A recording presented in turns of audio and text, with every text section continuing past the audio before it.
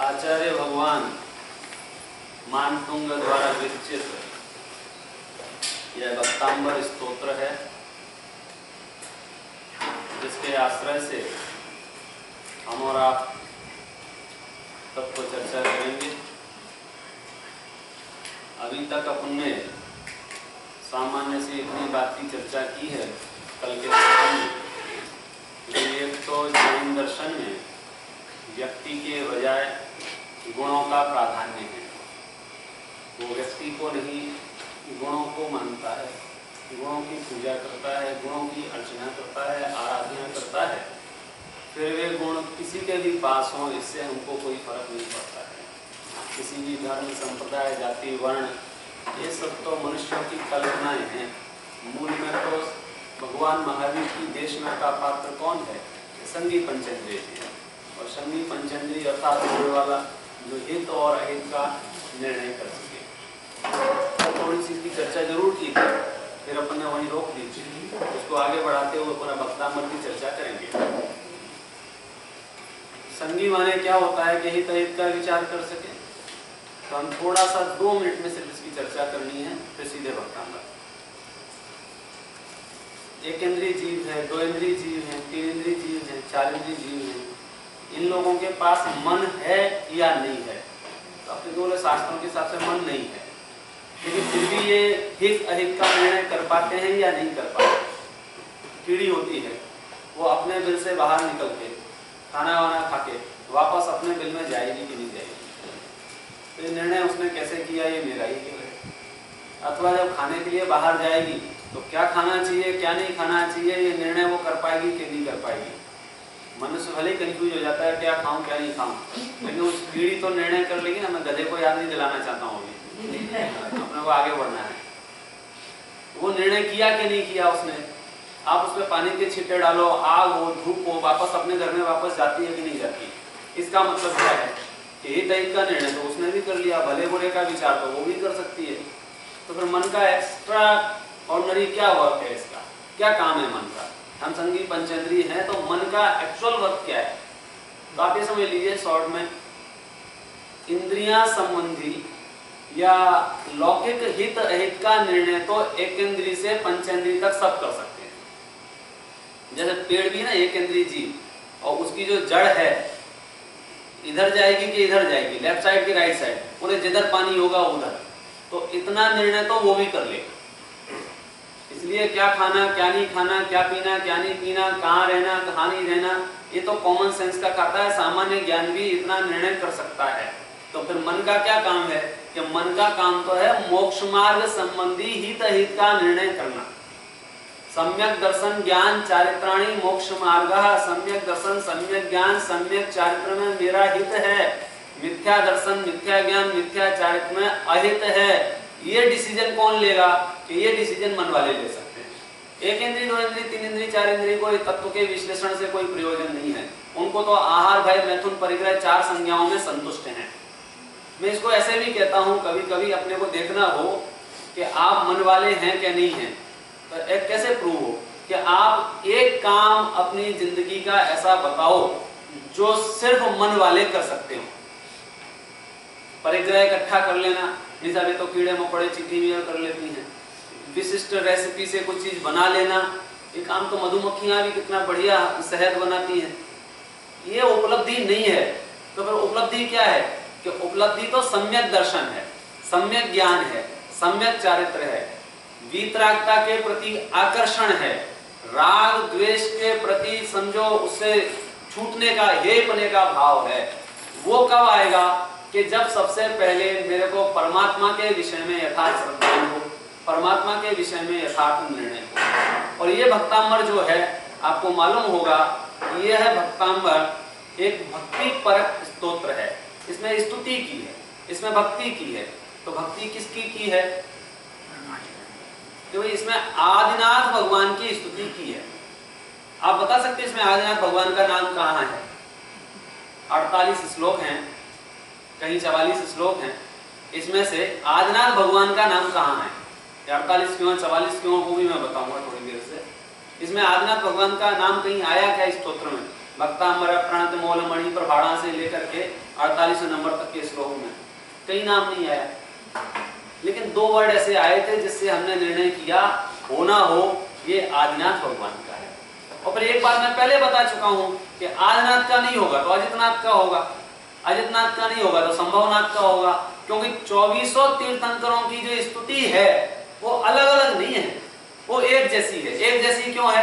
क्योंकि उन 2400 तीर्थंकरों के पास गुण एक जैसे हैं। ऐसा नहीं है आदिनाथ भगवान ज्यादा वीतरागी थे और अजितनाथ भगवान थोड़ा कम वीतरागी थे। आदिनाथ भगवान ने तो पूरा घरबार छोड़ के गए थे और अजितनाथ भगवान थोड़ा ले गए थे, थोड़ा छोड़ गए थे, ऐसा नहीं है। महावीर भगवान सभी 2400 तीर्थंकरों के पास एक जैसा गुण है, इसलिए एक तीर्थंकर की स्तुति करने का मतलब होता है इनडायरेक्टली कि मैंने 2400 तीर्थंकरों की स्तुति की, ना केवल 2400 तीर्थंकरों की स्तुति की है। जब हम गुण की स्तुति कर रहे हैं तो उसमें अनंतानंत तीर्थंकर शामिल हो जाते हैं। जब मैंने भगवान आदिनाथ की स्तुति की और कहा हे भगवान आप वीतरागी हैं, सर्वज्ञ हैं, हितोपदेशी हैं, ऐसा मैंने उनसे विनय किया, तो ऐसा विनय करने पर अजितनाथ, संभवनाथ, अभिनंदननाथ, सुमतिनाथ, पदमनाथ, दूसरे जो भगवान हैं उन सबका विनय हुआ कि नहीं हुआ? क्योंकि मैंने विनय किसका किया है? गुणों का, और वो गुण जिसके पास होंगे वो सबका विनय हुआ कि नहीं हुआ? दूसरी बात यह है कि आदिनाथ भगवान की स्तुति, संभवनाथ की 2400 तीर्थंकरों की स्तुति, ये सिर्फ वर्तमान की बात नहीं है। ऐसे गुण भूतकाल में भी जो 24 हुई है उनके पास भी थे, तो भक्तांबर स्तोत्र का पाठ करने से उसको भी विनय पहुंचती है, वंदना पहुंचती है, और भविष्य में भी जितने तीर्थंकर होंगे उन सबको भी वंदना विनय पहुंचती है। माने त्रिकाल 24 अनंतानंत तीर्थंकरों की विनय करने का सबसे संक्षिप्त रास्ता है भक्तांबर स्तोत्र का पाठ। इसलिए इसकी जो अतिशय महिमा बताई गई कि इसमें जो बात कही गई है, अब हमने इतना तो सुन रखा था कि भक्तांबर विशिष्ट है, भक्तांबर की छंद रचना स्पेशल है, भक्तांबर का बहुत महात्म्य है, तो हमको श्रद्धा बहुत है भक्तांबर के प्रति, पूरे जैन समाज को। शायद ही जैन समाज का कोई एक ऐसा आदमी हो जिसने भक्तांबर नाम का शब्द ना सुना हो।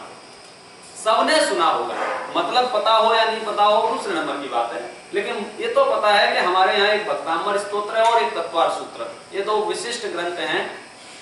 और सौभाग्य से भक्तांबर के साथ में, तत्वार सूत्र के साथ में वो चीजें बीच में नहीं आती हैं। कौन सी?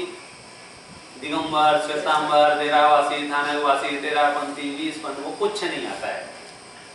ये हमारा लक है कि कम से कम कुछ चीजों के हिस्से बांट अभी तक नहीं हुए हैं। सौभाग्य अपना, इसलिए और इसकी विशिष्टता बढ़ जाती है। एक थोड़ा सा अंतर जो मिलता है छंदों में, जैसे आपने एक प्रतियां 48 छंद की हैं, कुछ प्रतियां 44 छंद की हैं। ये 44-48 का क्या चक्कर है देखो मैं बताऊं आपको। भक्तांबर एक आदिनाथ भगवान की स्तुति है, और जब भगवान के गुणों का वर्णन कर रहे थे आचार्य मानतुंग, तो वहां 8 प्रात्यार्यों का भी वर्णन प्रारंभ किया और इस तरह से पूरा भक्तांबर की रचना हुई। कौन से 4 क्रम हैं? 32 नंबर का, 33 नंबर का, 34 नंबर का और 35 नंबर का, ये 4 छंद कम हैं। किसमें? 44 वाले छंद में। श्वेतांबरों में भी जो मंदिर मार्गी हैं उनकी प्रतियों में, स्थानकवासी में 48 है। तो ये डिफरेंस क्या है? इसमें 2-3 रीजन हो सकते हैं। एक तो रीजन ये हो सकता है, एक कल्याण मंदिर स्तोत्र आप सबने पढ़ा सुना होगा, बहुत प्रसिद्ध और बहुत फेमस स्तोत्र है, उसके श्लोकों की संख्या 44 है। दूसरा एक रीजन होता है कि अभी जितना इजी है प्रिंटिंग कंप्यूटराइज सिस्टम से, 10 बार प्रूफ रीडिंग करके ऑटो स्पेल करेक्ट से आपके सामने जो मटेरियल आता है, पहले शास्त्र रचना लिपिबद्ध किए जाते थे, वो कागज कलम लेके, तो कोई ना कोई लिपिकार होते थे। जब हम लिखने बैठते हैं तो गलती की संभावनाएं ज्यादा हो जाती हैं।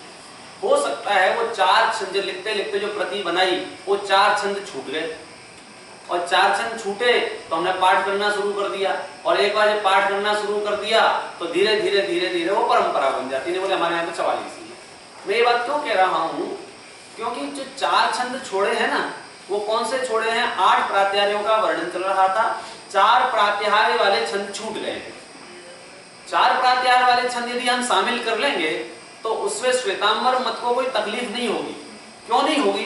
क्योंकि श्वेतांबर मत में भी भगवान के प्रात्याहार्य तो 8 ही माने हैं, कल्याण मंदिर में भी 8 प्रात्याहार्यों का वर्णन है, इसलिए वहां कोई विसंवाद है ही नहीं। मैं क्या कहना चाह रहा हूँ, टेक्निकल जो इश्यूज होते हैं कि भाई इसको अगर 4 शामिल कर लेंगे, हम श्वेतांबर लोग अगर 4 पढ़ लेंगे तो गड़बड़ तो नहीं होगी, कुछ गड़बड़ नहीं होगी सैद्धांतिक दृष्टि से। क्यों? क्योंकि उन 4 श्लोकों में बचे हुए 4 प्रात्याहार्य का वर्णन है। 8 प्रात्याहार्यों का वर्णन दिगंबर, श्वेतांबर, देरावासी, थानक सब एक जैसा मानते हैं, इसलिए 48 छंदों वाला भक्तांबर का पाठ करने पर कोई दोषपूर्ण स्थिति नहीं है। अभी तो 44 पढ़ने पे ऐसा होता है कि 4 छूट जाते हैं। आप पूरे 8 पढ़ना चाहते हो तो 48 वाला पढ़ो। एक बात तो ये है। दूसरी बात ये है कि छंद भक्तांबर का जो इतना स्पेशल रहा कि इस पे कवियों ने कविताएं बहुत लिखी, अनुवाद बहुत किए। मेरे पास एक भक्तांबर भारती करके ग्रंथ है, उसमें 121 पद्यानुवाद उसमें प्रिंटेड है, 121 पद्यानुवाद। उसमें से 88 पद्यानुवाद तो हिंदी में है, कुछ मराठी में है, कुछ तमिल में है, तेलुगु में है, कन्नड़ में है, गुजराती में है, एक अनुवाद उर्दू में भी है और अंग्रेजी में तो है ही। मतलब ये भक्तांबर के ऊपर काम बहुत हुआ है। जब हम संस्कृत का पाठ करते हैं और हिंदी का पाठ करते हैं तो हिंदी में थोड़ा हमारे लैंग्वेज नियरेस्ट होने से जल्दी समझ में आता है। अब अपन जो भाव संस्कृत में समझ में आएंगे, जो टोन जो है हमारी, समझो मदर टंग जो है वो संस्कृत है, जिनवाणी माता की, प्राकृत और संस्कृत, प्राकृत और संस्कृत। और संस्कृत उस समय की लोकजन्य भाषा है, इसलिए संस्कृत भाषा से हम इसका अर्थ जानने का प्रयास करेंगे। दूसरी बात ये, भक्तांबर के बारे में आपने क्या सुन रखा है, लोग क्या कहते हैं, ये बात हम कम करेंगे अभी इस सेशन में। आपने क्या सुन रखा है और लोग क्या कहते हैं, अभी हम बात करेंगे भक्तांबर अपने बारे में खुद क्या कहता है, क्योंकि अपन एक एक शब्द के माध्यम से उसका अर्थ जानने की कोशिश करेंगे तो हमको थोड़ा रफ आइडिया लगे कि भक्तांबर का एक्चुअल मीनिंग ऐसा है और भक्त उसमें किस तरह से भक्ति करना चाहता है। पहले शुरुआत के 2 श्लोक जो हैं वह मंगलाचरण के श्लोक हैं, आद्य श्लोक हैं, उनका अपन पाठ करते हैं, फिर अपन उसका अर्थ विचार करेंगे। एक बार मैं बोलता हूँ, आप रिपीट करना, जिसको याद होगा अच्छे से बोलेगा, नहीं भी हो तो आप सुनकर रिपीट कर सकते हैं। संस्कृत भाषा की एक और विशेषता ये है कि ये वर्ल्ड की सबसे इजी लैंग्वेज है, सबसे सरल लैंग्वेज। सरल लैंग्वेज क्यों है? क्योंकि इसमें सिर्फ आपको वर्ण यदि पहचानना आते हैं, अक्षर पहचानना यदि आते हैं तो आप संस्कृत पढ़ सकते हैं, संस्कृत सुन सकते हैं। दूसरी भाषाओं के साथ ऐसा नहीं है, खास करके अंग्रेजी के साथ ऐसा नहीं है। जिसको ABCD पूरी आती हो तो भी कोई अलग से नया वर्ड हो तो पढ़ नहीं सकता है। क्यों?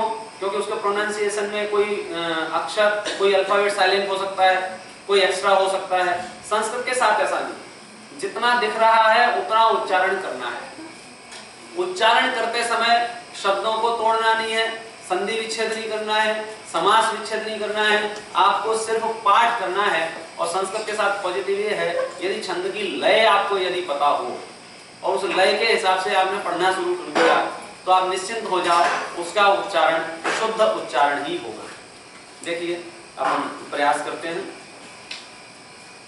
भक्तामर प्रणत मौलिमणि प्रभाणा, भक्तामर प्रणत मौलिमणि प्रभाणा, मोद्योतकां दलित पापतमो वितानम्, मोद्योतकं दलित पाप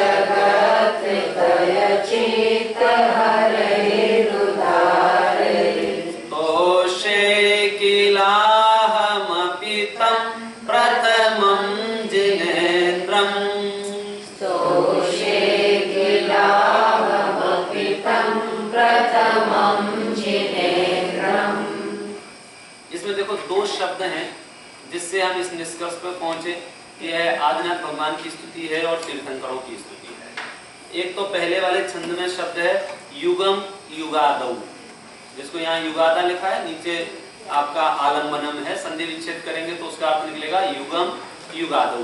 युगम माने युग की, आदौ युगादौ माने आदि में, शुरुआत में। दूसरा शब्द है इसमें प्रथमम जिनेन्द्रम, पहले नंबर के जिनेन्द्र। तो युग की आदि में सबसे पहले नंबर के जिनेन्द्र भगवान अगर हम याद करें तो कौन है? आदिनाथ भगवान है। इस स्टाइल से हमने इसका निष्कर्ष निकाला कि ये आदिनाथ भगवान की स्तुति।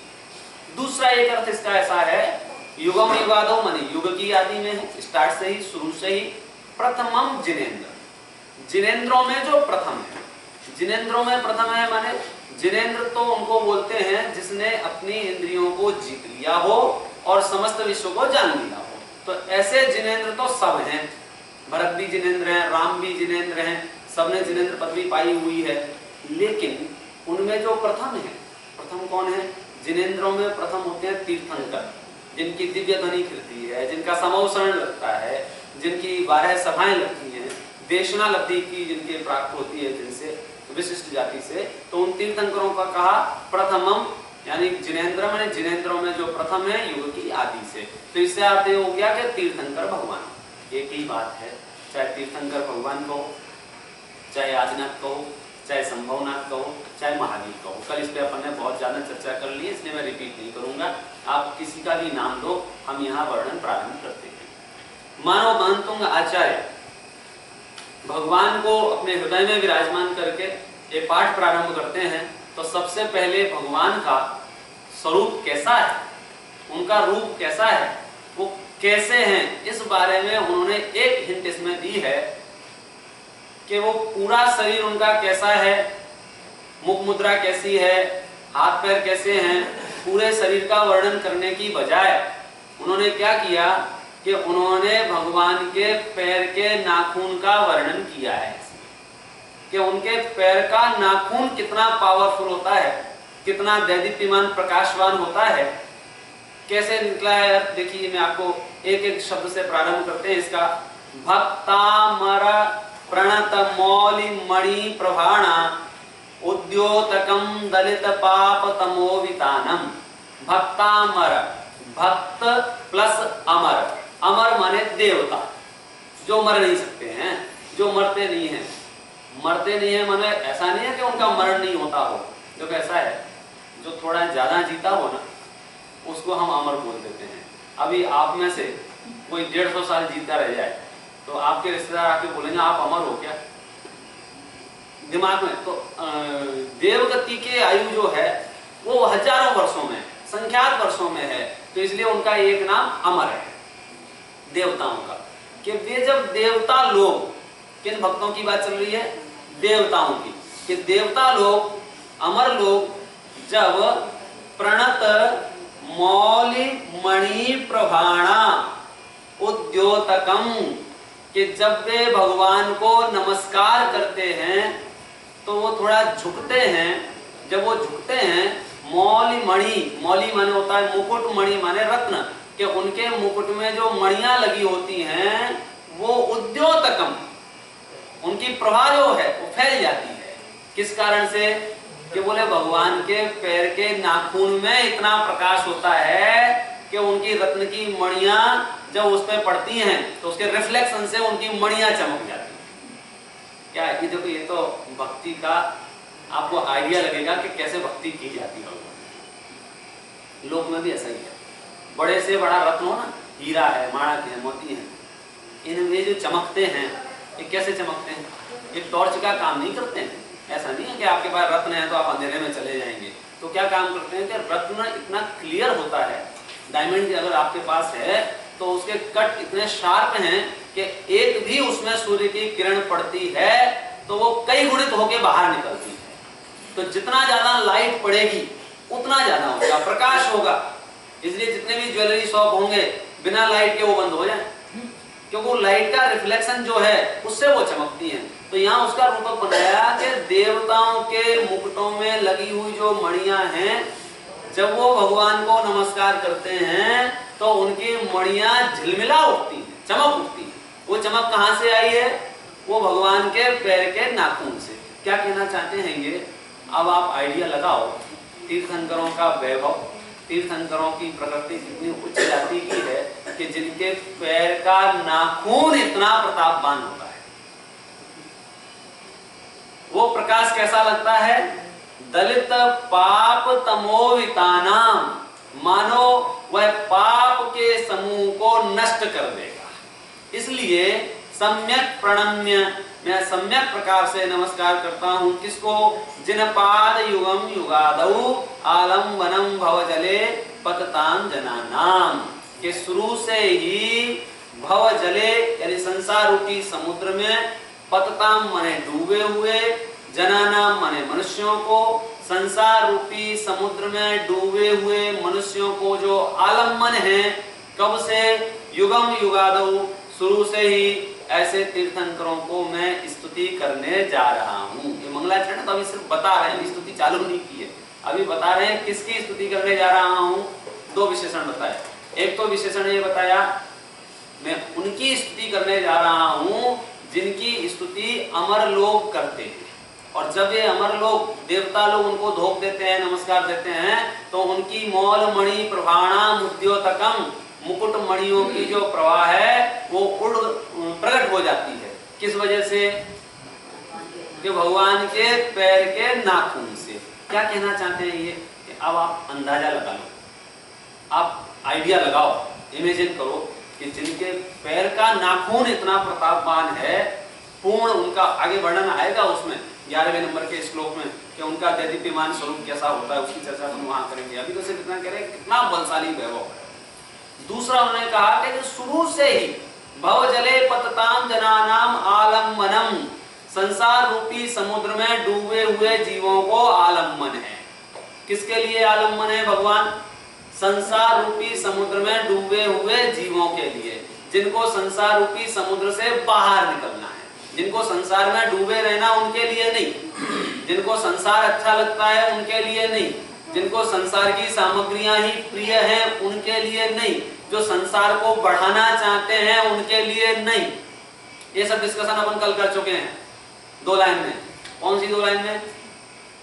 याद है कि भूल गए? सपने में भी पूछूंगा तो सुना देना। जग के दुख की तो परवाह नहीं है, स्वर्ग सुख की भी चाह नहीं है। ये बनवे अनाउंस है। एक बार यह बयान आपका स्टेटमेंट है ये भगवान मैं आपके पास आया हूं तो संसार के दुखों को दूर करने नहीं आया हूं। क्यों? क्योंकि उन दुखों की तो परवाह नहीं है मुझे। उसका रीजन नहीं बता दिया क्यों नहीं है परवाह। एक तो वे काल्पनिक है, दूसरा कर्माधीन है, उसमें आप और मैं मिलके भी कुछ नहीं कर सकते। स्वर्ग सुख के लिए नहीं आया हूं तो क्यों आए हो? लास्ट में अपन ने बोला था मैं तो जामन मरण, मैं तो अपने जन्म मरण को नाश करने के लिए आपके पास आया हूं। तो आप यहाँ जितने भी लोग बैठे हुए हैं तो पहले तो अपना माइंड सेट कर लो कि भक्तांबर से आप चाहते क्या हो। भक्तांबर से आप संसार की वृद्धि चाहते हो या मोक्ष की उत्पत्ति चाहते हो? भक्तांबर के माध्यम से आप क्या चाहिए? दुकान, मकान, रुपया, पैसा, सोना, चांदी? ये बोले इनमें कोई दम नहीं है। क्यों नहीं है? वो अपन जिसको नहीं समझ में आया कल का फिर से सुनना। आप 4-5 बार सुनोगे तो पता चल जाएगा कि मैं ये बात क्यों कह रहा हूँ। क्योंकि इतने विशिष्ट देवत्व मिलने के बाद भी यदि हम उनसे संसार ही मांगे तो क्या मांगा? तो कहते हैं भव जले पतताम जनानाम, संसार रूपी समुद्र में डूबे हुए जीवों के लिए आप आलम्बन समान। दूसरे श्लोक में लिखते हैं यह संस्तुतः सकल वांग्मय तत्व बोधा। और कैसे हैं आप? जिसने सकल वांग्मय, वांग्मय माने जिनवाणी, द्वादशांग, सकल वांग्मय माने संपूर्ण जिनवाणी से तत्व बोधा उद्भूत, तत्व की बोध जिसको हो गया है उसकी बात चल रही है। कौन है ऐसा जिसको समस्त वांग्मय का तत्व बोध हो जाता है? तो लिखा है सुरलोक नाथ ही। सुरलोक माने देवताओं का जो लोक है उसके जो मुख्य हैं, सौधर मित्र आदि हैं, इनको द्वादशांग का ज्ञान होता है। संपूर्ण जिनवाणी का ज्ञान इनको होता है। किनको? सौधर्मेंद्रादि देवों को। सुरलोक नाथई। पंक्ति देखना फिर से, यह संस्तुत है, जो आपकी स्तुति करते हैं वो कैसे हैं? सकल वाङ्मय तत्वबोधा उद्भूत बुद्धि पटुवी। सकल वाङ्मय से, तत्वबोध होने से जिनकी बुद्धि पटु हो गई है। पटु हो गई है माने निर्मल हो गई है, अच्छी हो गई है, धवल हो गई है, चतुर हो गई है, ऐसे सौधर्मेंद्रादि। इसका एक अर्थ हुआ कि अगर आपको बुद्धि अपनी निर्मल करनी हो, अपनी बुद्धि साफ करनी हो, क्लियर करनी हो, तो क्या करना चाहिए? सकल वाङ्मय तत्वबोधा के जिनवाणी के अभ्यास से तत्वबोध करना चाहिए। जिनको तत्वबोध है उनकी बुद्धि निर्मल है, और जिनको तत्वबोध नहीं है उनकी बुद्धि मलिन है। तो सौधर्मेंद्र का यहाँ दृष्टांत दिया। मानतुंग आचार्य बात कह रहे हैं कि मैं उनकी स्तुति प्रारंभ कर रहा हूं जिनकी स्तुति ऑलरेडी सौधर्मेंद्रादि करते रहते हैं। कैसा है सौधर्मेंद्र? कौन सौधर्मेंद्र? कि जिसको सकल तत्वबोध से बुद्धि निर्मल हो गई है। यह संस्तुत है सकल वाङ्मय तत्वबोधा उद्भूत बुद्धि पटुवी सुरलोक नाथई। और उनका स्तोत्र मालूम है कैसा है? स्तोत्र ही जगत त्रितय चित्त हरहि रुदा। आपका जो श्लोक है उदार है, बड़ा है, विशाल है, गंभीर है। वह श्लोक, वह स्तोत्र तीनों जगत के चित्त को हरने वाला है। स्तोत्र ही जगत त्रितय चित्त हरहि रुदारहि। तो शये, इसलिए मैं भी स्तुति करता हूं। किल अहम अपि, मैं भी स्तोषये स्तुति करता हूं। किसकी? तम प्रथमम जिनेन्द्रम, उन प्रथम जिनेन्द्र भगवान की, माने आदिनाथ भगवान की। ये वक्तांबर का स्टार्टिंग मंगलाचरण है। मैंने मानतुंग आचार्य कह रहे हैं कि एक तो मैं उनकी स्तुति करना चाहता हूं जो बहुत दिव्य है। उनकी दिव्यता का एक प्रमाण ये दिया, देखो लोक में भी सबसे पहला आकर्षण जो होता है वो रूप का आकर्षण होता है। तो भगवान के रूप की यदि आप बात करो तो बाकी रूप की तो हम बाद में पर चर्चा कर लेंगे।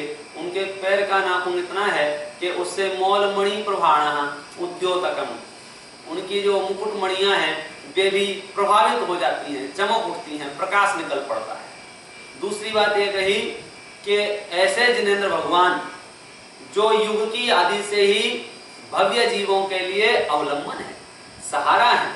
आपको दुख से मुक्त होना हो तो आप किसकी शरण में आओगे? भगवान की शरण में आओगे ना। तो भगवान की शरण में आने से दुख मुक्त होंगे क्या नहीं होंगे? होंगे। कैसे होंगे? भगवान अपना सुख दे देंगे आपको थोड़ा सा। जैसे धनवान के पास आप जाएं और उससे धन मांगे सुखी होने के लिए, तो धनवान क्या करेगा? अपनी तिजोरी खोलेगा, थोड़ा सा धन निकालेगा, आपको दे देगा। क्या भगवान भी, आप भगवान के पास गए, भगवान मैं बहुत दुखी हूं, भगवान मैं बहुत दुखी हूं, मुझे सुखी करो, तो भगवान क्या करेंगे? अपना थोड़ा सा सुख वो तुमको देंगे। फिर क्या मतलब है इनके शरण में आने से, इनके पास आने से, इनका सहारा लेने से, इनके आश्रय में आने से? क्या फायदा है शरण लेने से?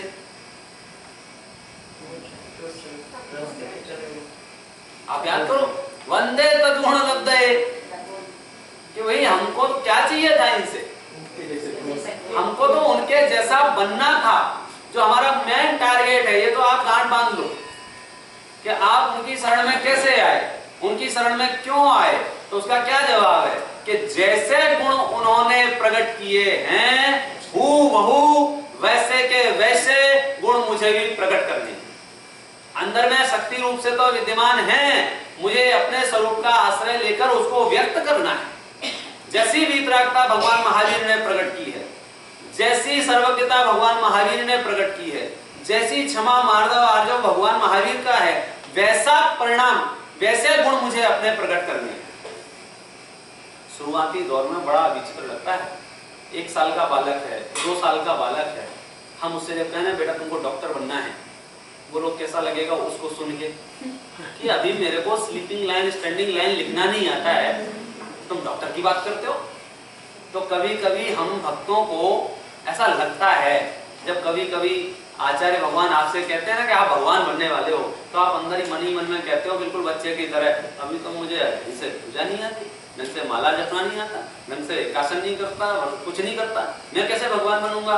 लेकिन माँ बाप को भरोसा है कि ये डॉक्टर बनेगा, इसलिए वो बार बार कहते। आचार्य को भरोसा है, ग्रंथकार को भरोसा है, भगवान को भरोसा है कि तुम भगवान बन सकते हो। अब वो भरोसा तुमको अपने अंदर लाना है। वो शुरुआत वहीं से होगी, एक एक पद से, एक एक अक्षर से। वो जो आज किलोमीटरों दौड़ता है, किसी दिन उससे करवट लेते भी नहीं बनती थी। लेकिन जब हम कहते थे कि ऐसा करना ऐसा करना, तो आपको आश्चर्य लगता था, अरे इतना सा बच्चा क्या कर पाएगा, 1 साल का बच्चा, 2 साल का बच्चा इंजीनियर बनेगा क्या, डॉक्टर बनेगा क्या। तो ये कौन बनेगा डॉक्टर, मुझे बताओ, आसमान से टपकेगा तो? यही बच्चा डॉक्टर बनेगा, यही बच्चा इंजीनियर बनेगा। ऐसे ही हम और आप में से ही भगवान बनेंगे। पहले तो ये नक्की करो, आपने भगवान बनने का काम दूसरों के लिए छोड़ रखा है और खुद भक्त बने रहना चाहते हैं। बस 2 गाड़ियां दे दो, 4 बंगले दे दो, मेरा काम हो गया। भगवान कहते हैं इसके लिए मेरे पास आने की जरूरत नहीं थी, ये तो उन लोगों के पास भी है जो मुझे नहीं मानते हैं। समझना मैं कुछ कहना चाहता हूं। इसके लिए क्यों भगवान महावीर को परेशान करते हो? किसके लिए? लौकिक सुख कामनाओं के लिए। ये तो उसके बिना भी हो सकती है। क्या मतलब है ही सबके पास, एक इंद्री से लेकर 5 इंद्री तक खाने पीने की व्यवस्था है कि नहीं है? चींटी के लिए कण और हाथी के लिए मन उपलब्ध है कि नहीं है? वो किसकी आरती उतारते, किसकी भक्ति करते? हाथी किसकी माला जपता है उसको खाने को मिले?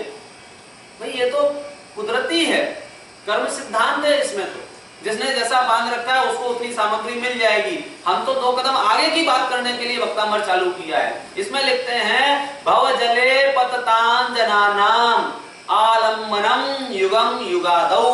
युग की आदि से ही संसार रूपी समुद्र में डूबे हुए जीवों के लिए आप सहाय। जिसको संसार से थाक लगती हो उसके लिए भगवान आदिनाथ है। जिसको संसार में मजा आता हो, जिसको संसार की वृद्धि करनी हो, उसके लिए आदिनाथ क्या करेंगे?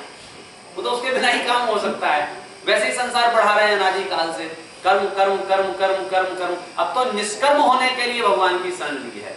मैं ये सब बात कर रहा हूं इसलिए क्योंकि अपना मानतुंग आचार्य कितने उच्च श्रद्धा से भक्तामृत शुरू कर रहे हैं। हमारी अशिक्षा ने, हमारी नासमझी ने भक्तामृत को थोड़ा सा डिग्रेड किया माने इसका उपयोग तो बहुत विशाल है। और हमने क्या यूज किया उसका कि पैर दुखते हो तो भक्तामृत पढ़ो, कमर दुखती हो भक्तामृत पढ़ो, माथा दुखता हो भक्तामृत पढ़ो, रोग हो जाए भक्तामृत पढ़ो। सुनना ध्यान से, नहीं पढ़ो ये नहीं कह रहा हूं। उपयोग अच्छा रखने के लिए खूब पढ़ो, 10 बार पढ़ो, 50 बार पढ़ो, लेकिन थोड़ा सा इसका जो टारगेट है वो समझो। वो तो कहता है यदि भक्तामृत को ईमानदारी से पढ़ाओ, इसके भावों तक आप पहुंचे और आपने अंदर वितरागता को जन्म दिया तो अनंत काल तक आपको ये शरीर नहीं मिलेगा। और जब शरीर ही नहीं मिलेगा, सिद्ध बन जाएंगे तो हाथ पैर दुखेंगे आपके, कमर दुखेगा, पेट दर्द होगा, सिद्ध भगवान का माथा नहीं दुखता होगा। है कहां है? हाथ पैर नहीं दुखते होंगे सिद्ध भगवान के, कमर नहीं दुखती होगी। क्या कहना चाहते हैं?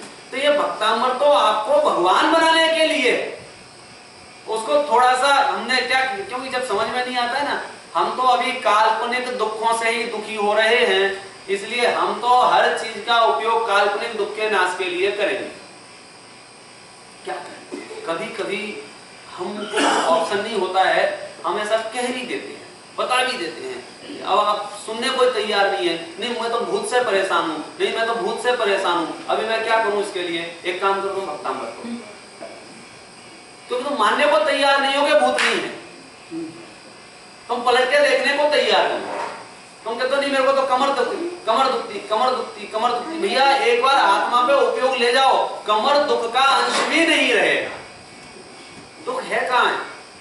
हम में, इसलिए अपन कर चुके हैं, वापस यहाँ आ जाए। भव जले पततां जनानाम, संसार रूपी समुद्र में डूबे हुए जीवों के लिए आप आश्रय धरते हैं। ये भक्ति स्तोत्र है। और भक्ति कैसे की जाती है मालूम है आपको? भक्ति करने का क्या तरीका है, भक्ति करने का क्या प्रोसेस है? देखो हम और आपने या वर्ल्ड ने भक्ति करने के क्या तरीके निकाल रखे हैं, उसकी चर्चा मुझे नहीं करनी है। आचार्य मानतुंग क्या कहते हैं?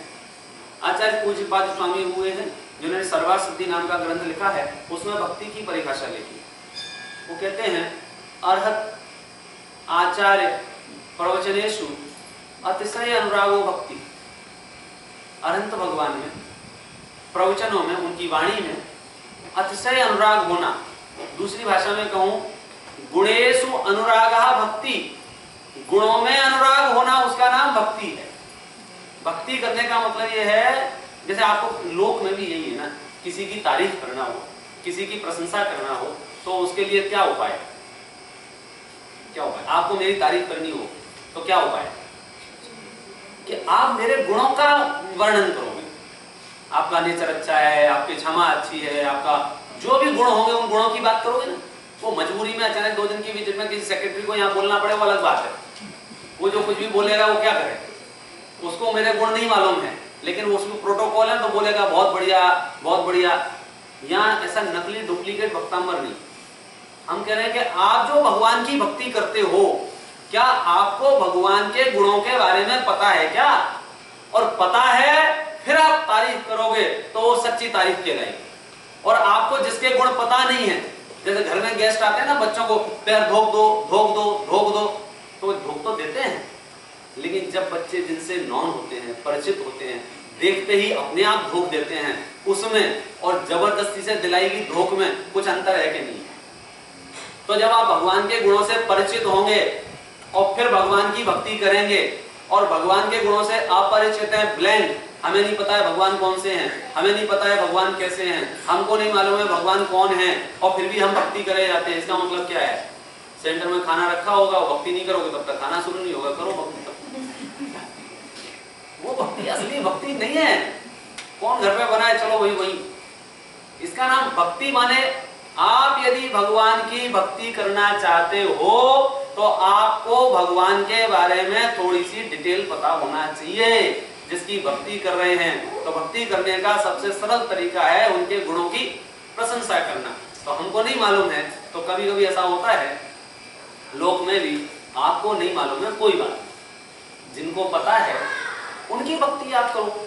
तो ये जो भक्तांबर स्तोत्र है ये आचार्य मानतुंग ने भक्ति की है, तो ये तो मानतुंग आचार्य की भक्ति हुई ना, तो अपन इसको कर सकते हैं कि नहीं कर सकते? ये तो मानतुंग आचार्य ने की थी भगवान की, अपन कर सकते हैं? कर सकते हैं। क्यों कर सकते हैं? देखो आप भी जब किसी को ग्रीटिंग देते हैं ना, तो कोई लोग तो इतने पढ़े लिखे होते हैं, खुद ही ग्रीटिंग बनाते हैं, खुद ही ग्रीटिंग लिखते हैं, खुद ही लैंग्वेज लिखते हैं।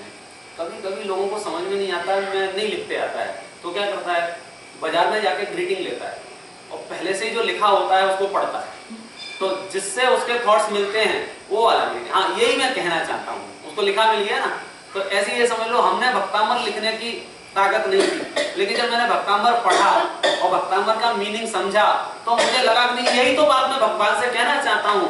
तो ये भक्तांबर हमारे लिए ग्रीटिंग का काम कर, प्रिंटेड ग्रीटिंग मिल गया हमको। आपसे लिखते बने अपना भक्तांबर लिख लेना, छूट है। हर एक भक्त को भगवान की भक्ति करने की 100% छूट है। सभी अपनी स्तुति भक्तियां अपनी अपनी भाषा में लिख के बोल के कर सकते हैं, लेकिन बेस्ट ग्रीटिंग हमको मिल गया ना लिखा लिखा, इससे अच्छे शब्द, इससे अच्छी भाषा, इससे अच्छी रिस्पेक्ट लेवल हमारी ताकत नहीं है, तो हमने वो मानतुंग आचार्य का उपयोग किया। ये मंगलाचरण में इतनी बात कही, हे भगवान आपकी दिव्यता की बात क्या कहूं, आपके पैर के नाखून की चमक से ही मौल मणियां चमक उठती हैं। हे भगवान आप शुरू से ही संसार रूपी समुद्र में डूबे हुए जीवों के अवलंबन समान हैं। हे भगवान आपकी स्तुति तो सौधर्मेंद्र आदि करते हैं जिनकी बुद्धि सकल वांग्मय तत्वबोध से निर्मल हो गई है।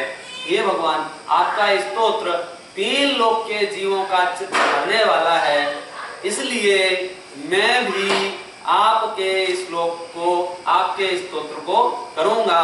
स्तोषये किलाहमपितम प्रथमम जिनेन्द्रम, मैं भी स्तुति प्रारंभ करता हूँ। आप भी अपना मन बना लीजिए स्तुति प्रारंभ करने के लिए। 3रे नंबर के श्लोक में वो थोड़ा सा क्लैरिफिकेशन देते हैं कि कहाँ तो वो सौधर्मेंद्र जिसको संपूर्ण द्वादशांग का ज्ञान है, और कहाँ हम और आप, तो उन दोनों की भक्ति को कैसे कंपेयर करें। मतलब जितनी पावरफुल भक्ति सौधर्मेंद्र करता है, जैसे स्तोत्र की रचना वो करता है, वैसा स्तोत्र हम रच सकते हैं? हमारी ताकत ही नहीं है, फिर भी हम रच रहे हैं। तो तीसरे नंबर के श्लोक में उसका खुलासा किया। बहुत बढ़िया, एक से एक श्लोक आप पढ़ते जाएंगे, आपको स्टोरी जैसा फील होएगा कि आप क्या होने वाला है, आप क्या होने वाला है। देखिए, बोध्या विनापि विबोधार्चित पाद पीठ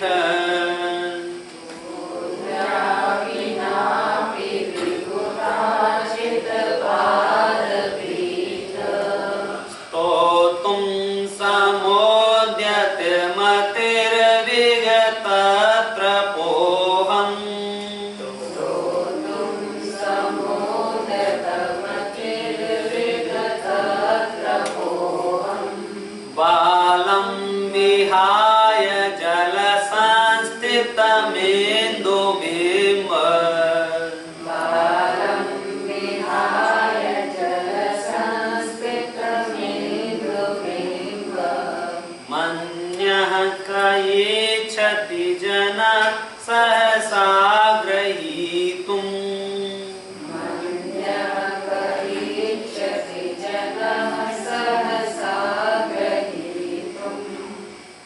बुद्ध्या बिना अपि, बिना बुद्धि के भी, बुद्ध्या बिना अपि माने बिना बुद्धि के भी, स्तोतुम समुद्यत स्तुति करने के लिए मैं तैयार हुआ हूं।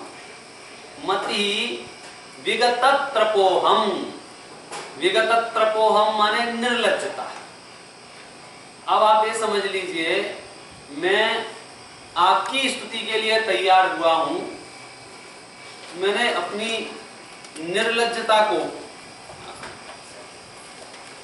धृष्टता ही है, ये क्यों कह रहे हैं ऐसा, ये वर्ड जो यूज किया ना, थोड़ा अच्छा वर्ड, अच्छा वर्ड माने जो काम नहीं आता है फिर भी आप वो काम करें, तो ये आपकी बेवकूफी है कि नहीं है।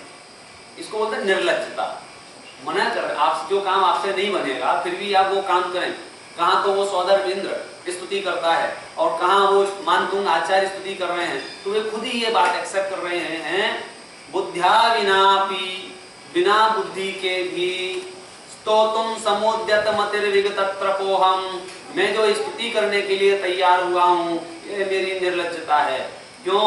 विबोधार्चित पाद पीठा, पाद पीठ माने पैर जहां रखते हो, आपके चरण कमल और आपका सिंहासन। पाद पीठ का एक अर्थ होता है सिंहासन, कि आपका जो सिंहासन है वह तो विबोधार्चित है। विबोधार्चित है माने विशिष्ट लोगों से अर्चित है, गणधर से अर्चित है, इंद्र से अर्चित है, सम्यक दृष्टियों से अर्चित है। आपका जो पाद पीठ है वो तो विबोधार्चित है। मैं भी स्तुति के लिए तैयार हुआ हूं। अब ये नीचे की 2 लाइन में एग्जाम्पल देके आपको बता रहे हैं, दृष्टांत देके, कि आपको नहीं समझ में आए ये सब क्या हो रहा है। यहां से हर श्लोक में लगभग एक एग्जाम्पल मिलेगा और उस एग्जाम्पल से बात इजी हो जाती है। एग्जाम्पल का रूल है कि वो फेमस होना चाहिए, सबको पता होना चाहिए, नहीं तो पता चले कि एग्जाम्पल के लिए फिर एग्जाम्पल देना पड़े, ऐसा नहीं होगा। यहाँ एग्जाम्पल क्या दिया है, बालम विहाय जल संस्थित इंदु बिंब, के बालक को छोड़कर, बालम विहाय बालक को छोड़कर, जल संस्थित इंदु बिंब, इंदु माने चंद्रमा, मून, के चंद्रमा का जो बिंब है, कहाँ? जल संस्थित, पानी में पड़ा हुआ जो चंद्रमा का बिंब है, बालम विहाय बालक को छोड़कर, अन्य का इच्छति सहसा ग्रहीतु, अन्य कौन है जो उसको ग्रहण करने के लिए तैयार होगा या उसको ग्रहण करना चाहेगा। इसका दृष्टांत दिया है, जैसे बालक है, पानी में चंद्रमा हो, तालाब में हो, पानी भर दो थाली में, उसमें चंद्रमा दिख रहा हो, तो बार बार वो चंद्रमा को पकड़ना चाहता है। ये हरकत कौन कर सकता है? बालक विहाय, बच्चे ही कर सकता है। तो वो ये कह रहे हैं, भगवान मैं आपकी भक्ति कर रहा हूं तो मुझे बिल्कुल वैसा ही फील हो रहा है, क्योंकि मेरे पास बुद्धि उतनी है नहीं, ज्ञान उतना है नहीं, सौधर्म इंद्र आदि जितना वे जिससे स्तुति करते थे। तो ये प्रयास, मेरा स्तुति करने का प्रयास आप कैसा समझना, जैसे वो बालक मन नहीं मानता है उसका, एक बार हाथ में नहीं आता है, दोबारा प्रयास करता है, तिबारा प्रयास करता है, बार बार प्रयास करता है, उसके हाथ में कुछ नहीं आता तो भी वो प्रयास करता है, जैसे वो बालक की बुद्धि होती है वैसी मेरी स्थिति हो गई। आपको सिचुएशन समझ में आ रही है क्या हो रहा है? ये भक्ति करने का तरीका है। अपने आप को जब आप सरेंडर नहीं करोगे तब तक भक्ति नहीं कर सकते। भक्ति करने के लिए सामने वाला विश्व में सबसे महान दिखना चाहिए और आप सबसे दीनहीन, ऐसा उसका तब तो पात्रता बनेगी। नहीं आप कहो मेरे को तो बहुत आता है, मैं बहुत बढ़िया तारीफ करूंगा आपकी, आप ही कहोगे भैया मेरे को बोलना नहीं आता है, मेरे को मंच पर खड़े रहना नहीं आता है, आपके सर्वगुणों का कथन मैं नहीं कर सकता हूँ, फिर भी मेरा मन नहीं मान रहा है बोले बिना। वो भाव इसमें व्यक्त किए। चौथे नंबर का श्लोक, वक्तुं गुणान् गुण समुद्र शशांक कांतान्, वक्तुं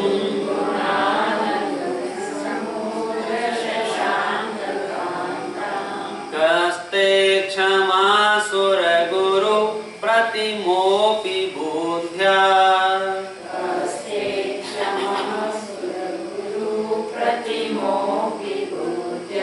कल्पांत काल पवनोदत नक्र चक्रम,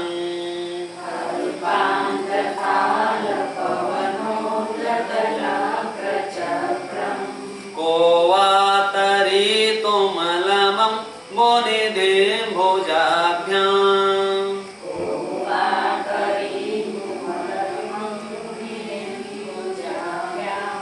ये कहते हैं वक्तुं गुणान गुण समुद्र शशांक कांतान।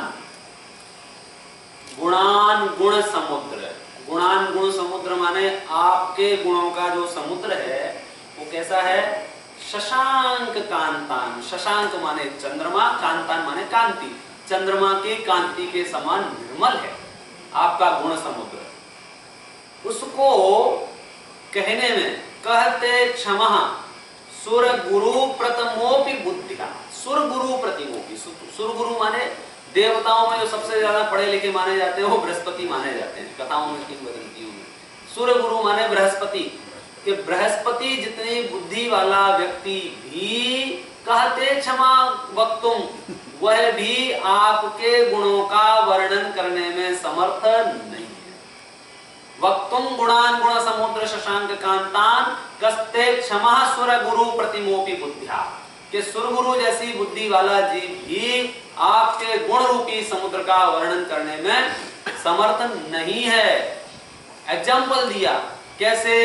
जैसे कल्पांत काल पवनोद्धत नक्र चक्रम। कल्पांत काल, कल्पांत काल माने जब प्रलय काल आएगा और प्रलय काल में जब बड़ी बड़ी हवाएं चलेंगी, उन हवाओं से समुद्र जो है उद्धत हो जाएगा, हजारों हजारों लाखों लाखों फीट ऊंची लहरें उठेंगी, तो उसमें रहने वाले जीव जंतुओं का हाल कैसा हो जाएगा? नक्र चक्रम माने उसमें रहने वाले जीव जंतु, मगरमच्छ, घड़ियाल, जोजबियां, शार्क, व्हेल, सब इतना जब उथल पुथल मचे समुद्र में तो उनका कैसा काम होगा? ऐसे समुद्र का दृष्टांत दिया है। को वा तरितुम लमम मुनिधिम भुजाभ्याम, किसकी ताकत है कि अपने हाथों से उसको पार कर सके? बोलो यहाँ है कोई चैलेंज एक्सेप्ट करने वाला? एक दृष्टांत दिया है, जैसे उस भयानक समुद्र को पार करना दो हाथों से संभव नहीं है, वैसे ही आपके जो गुण हैं चंद्रमा की कांति के समान निर्मल, सुर गुरु प्रतिमोपि बुद्धिया कहते क्षमा, वे भी कहने में समर्थ नहीं है। तो मेरी क्या ताकत है, लेकिन क्या करूं? 5वां नंबर मैं देखिए, मैं बहुत स्पीड से गाड़ी चला रहा हूँ, अदरवाइज एक दिन में एक श्लोक समझाने जैसा है, तब जाके थोड़ा बहुत आपको अंदाजा लगे। स्पीड इसलिए चढ़ा रहा हूँ, कम से कम अब आया हूँ तो थोड़े बहुत श्लोक तो हो जाए कोशिश करेंगे जितने होंगे। 5वां नंबर का, सोहम तथापि तव भक्त वशान मुनीश, सोहम तथापि तव भक्त वशान मुनीश, कर्तुं स्तवं विगत शक्तिरपि प्रवृत्तः, कर्तुं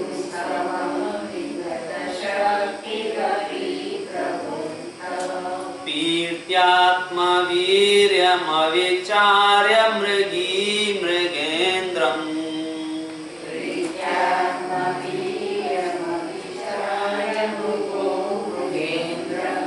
नाभेति किं निज शिशो परिपालनार्थम्।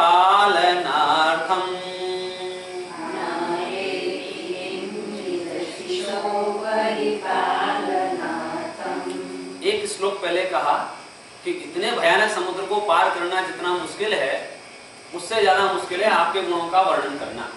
और अब ये कह रहे हैं सो हम तथापि, फिर भी मैं उनका वर्णन करूंगा। क्या बात हुई? क्यों कर रहे हो ऐसा? तो उन्होंने जवाब दिया तब भक्तिवशान, क्या करूं, आपके प्रति जो भक्ति है उसके वश में हो। मुझ में सामर्थ्य नहीं है, मुझ में ताकत नहीं है आपके गुणों को वर्णन कर सकें, फिर भी भक्तिवशान मुनीश, मुनि ईश, जो मुनियों के भी ईश हैं, कौन? तीर्थंकर परमात्मा, आदिनाथ भगवान। हे आदिनाथ भगवान, हे नाथ, फिर भी मैं आपकी स्तुति करूंगा। कैसे करूंगा स्तुति मालूम है? नीचे लिखा है कर्तुम स्तवम विगत शक्तिरपि प्रोक्तः, कि मैं अपनी संपूर्ण शक्ति को, संपूर्ण सामर्थ्य को भूलकर आपकी भक्ति करूंगा। ऐसा होता है अपनी ताकत को भूल के काम करे कोई? उन्होंने दृष्टांत दिया है, हाँ ऐसा होता है। क्या एग्जांपल दिया है? प्रीत्यात्म वीर्य अविचार्य मृगो मृगेन्द्रम नाभेति किम निज शिशो परिपालनार्थम। अपनी आत्मशक्ति को भूलकर क्या हिरणी शेर के सामने खड़ी नहीं हो जाती है? नाभेति किम निज शिशो परिपालनार्थम, अपने बच्चे की रक्षा करने के लिए। एग्जाम्पल कितना ही सरल दिया। लोक में ऐसा नहीं होता? हिरण में कितनी दम होती है? हरिण जो होता है, हिरण जो होता है, कितनी दम? थोड़ी सी भी आहट लगे तो भाग जाए। उसमें कोई ज्यादा डरपोक प्रकृति का प्राणी, सामर्थ्य भी बहुत कम है, उसके बावजूद भी वो शेर के सामने डट के खड़ी हो जाती है। कौन? हिरण की माँ। क्यों? लिखा है नीचे।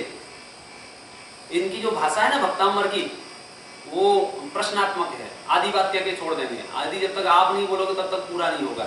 लिखते हैं ना भेद किम निज शिशो परिपालनार्थम, क्या वह हिरणी अपने बच्चे की रक्षा के लिए भगवान वो शेर के सामने नहीं जाती है? आपको नहीं, हाँ तभी पूरा होगा। ऐसे ना अभ्येति किम निज शिशो परिपालनार्थम, क्या वो हिरण की माँ अपने बच्चे के लिए शेर के सामने नहीं जाती है? क्यों? बच्चे के राग के वश होकर, उसमें ताकत नहीं है, दम नहीं है, अपनी सामर्थ्य को भूल करके भी वह शेर के सामने जैसे खड़ी हो जाती है। मानतुंग आचार्य कह रहे हैं मुझ में भगवान के गुणों का वर्णन करने का सामर्थ्य नहीं है, फिर भी मैं भगवान के गुणों का वर्णन करूंगा। ये कॉन्फिडेंस है भक्त का।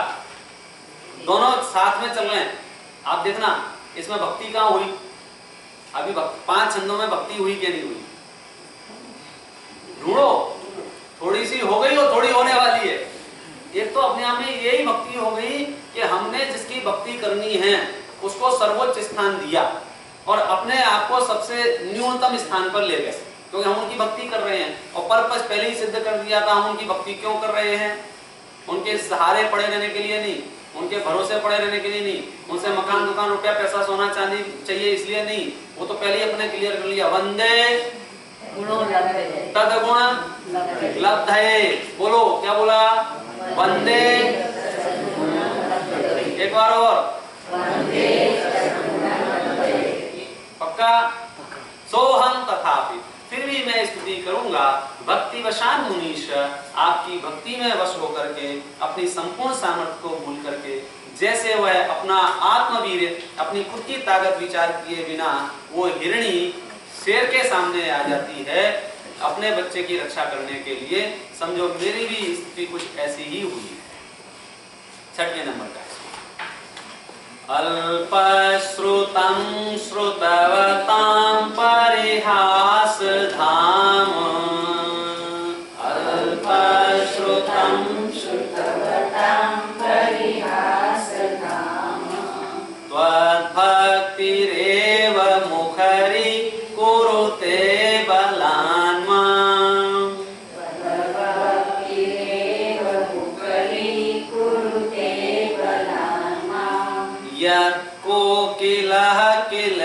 मधौ मधुरं विरोति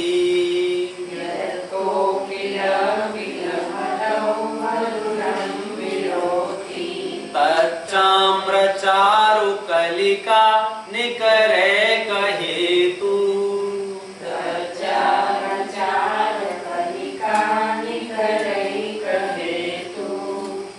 अल्पश्रुतम।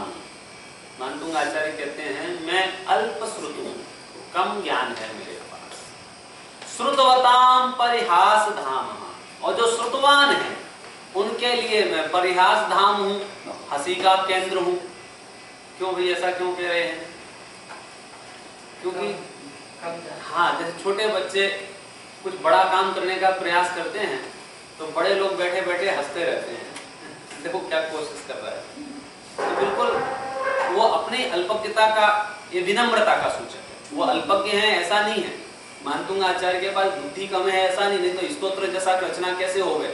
इतना विशिष्ट स्तोत्र की रचना करने वाला भी अपने आप को कहता है अल्पश्रुतम। ये सीखने जैसी चीजें हैं। हमारे पास 2 अक्षर का ज्ञान हो, ऐसा लगता है मेरे से ज्यादा कोई नहीं जानता है। और यहाँ भक्तांबर स्तोत्र के रचयिता ये कह रहे हैं अल्पश्रुतम। ये तो सज्जनता है, विनम्रता है, ये तो मेहनत है। आपने भले ही कितना बड़ा घर क्यों ना लिया हो, लेकिन कब कोई आपके घर आए तो आप हमेशा मुख से ऐसा थोड़ी आइए साहब मेरे महल में पधारिए, ऐसा महल आपने कहीं नहीं देखा होगा। ये विनम्रता है आपकी। तो विनम्रता ये है मेरी कुटिया है, छोटा सा घर है, मतलब आप अपनी तारीफ नहीं कर सकते भले ही आप ऐसे ही। मानतुंग आचार्य जब भक्ति कर रहे हैं तो कह रहे हैं अल्पश्रुतम, मैं अल्पश्रुत हूं। श्रुतवताम परिहास धामा, श्रुतवानों से मैं हंसी कराने के लिए हूं, लेकिन क्या करूं? त्वद्भक्ति एव, आपकी भक्ति ही मुखरी कुरुते बलान्माम, जबरदस्ती मुझे बोलने के लिए मजबूर करती है। मतलब कभी कभी हमारी आंखों के सामने ऐसे दृश्य आ जाते हैं जो कभी मुंह नहीं खोल लेते हो ना, उनके मुंह से निकलता वाह। तो ऐसे तीर्थंकर परमात्मा बोले आप जब मुझे मिल गए हैं तो मेरा मुंह अपने आप चलने लग गया, ये कह रहे हैं। मुखरी कुरुते बलान्माम, आपकी भक्ति ही मुझे बोलने के लिए प्रेरित करती है, प्रेरणा देती है। क्या एग्जाम्पल दिया है नीचे, हर श्लोक में एक एग्जाम्पल है। यत् कोकिलः किल मधौ मधुरं विरोति तच्चाम्र चारु कलिका निकरैक हेतु।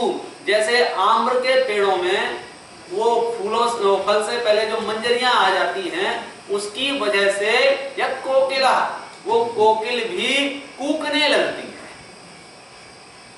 तच्चाम्र चारु कलिका निकरैक हेतु, आम के पेड़ में लगी हुई मंजरियां उस कोयल को बोलने के लिए प्रेरित करती है।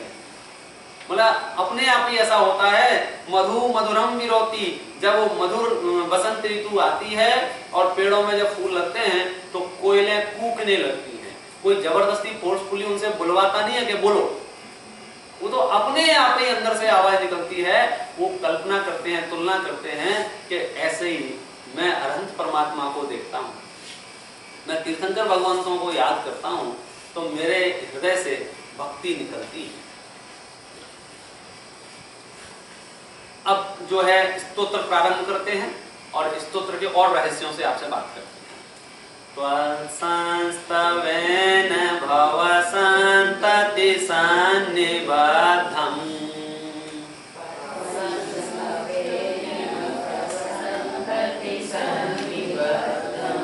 पापं क्षणाक्षयमुपैति शरीर भाजाम्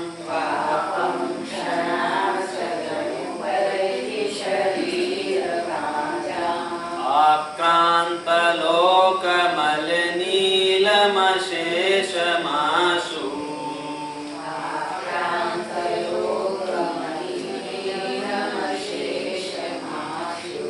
सूर्यांशु भिन्नमिव शार्वरमन्धकारम्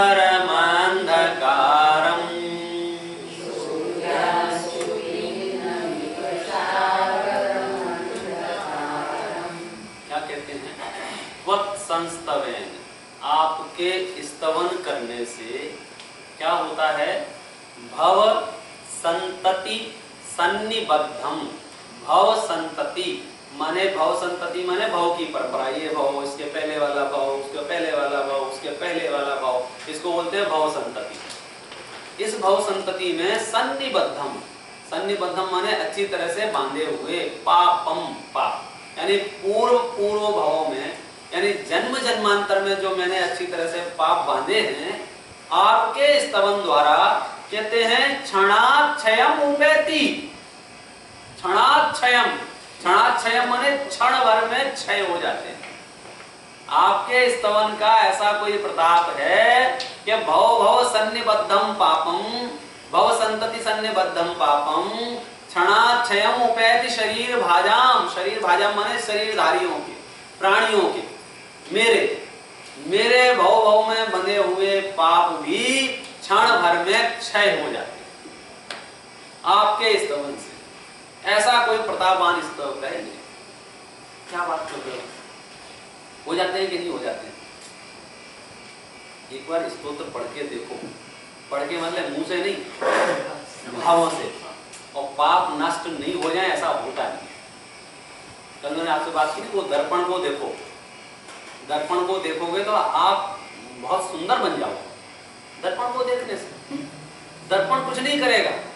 दर्पण क्या करेगा?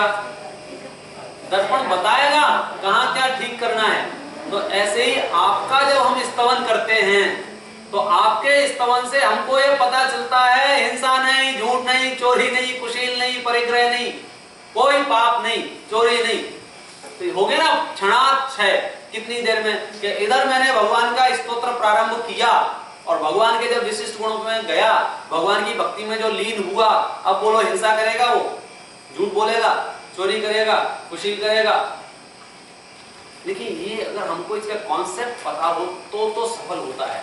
अदरवाइज वो लिमिटेड पीरियड के लिए छोड़ता है हिंसा झूठ को। जितनी देर पढ़ रहा है वो उतनी देर। मंदिर का वैराग्य बाहर का जाते वक्त मंदिर में रह जाता है। अंदर का वैराग्य नहीं होगा तो काम नहीं चलेगा। श्रीमद जी ने कहा 3 तरह के वैराग्य होते हैं। एक तो कौन सा? समसमानी वैराग्य, श्मशान वाला। किसी की डेथ हो गई, किसी की अर्थी जाते हुए देख ली, अरे रे अपन भी एक दिन मर जाएंगे। ये कितनी देर का वैराग्य? थोड़ी देर का। बस अर्थी गए हुई, लाओ मेरी चाय, लाओ मेरे पानी, लाओ मेरा नाश्ता लाओ, गया वो।